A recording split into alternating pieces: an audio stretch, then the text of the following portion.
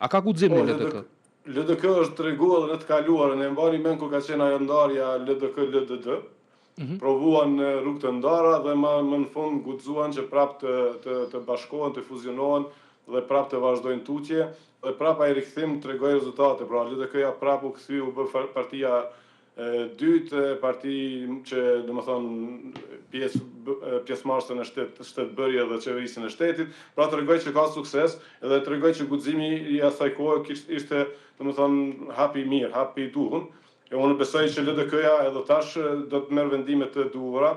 Mos të harrojmë, LDK ka udhëhiqet nga mënyrë ekipore. Domethënë në LDK ka një ekip të jashtëzakonshëm, njerëz që mendojnë me gjakftësi, me kokë të ftohtë, edhe marrin vendime që janë racionale, pra vendime që i bëjnë mirë, e ndihmojnë LDK-n, po ndihmojnë edhe shtetin e Kosovës, edhe pavarësisht që ndonjëherë nuk individualisht ndonjë faktori politik në LDK ose ndonjë deputeti nuk i pëlqen plotësisht një gjë, ata në fund prap pajtohen me vendimet që i merr shumica.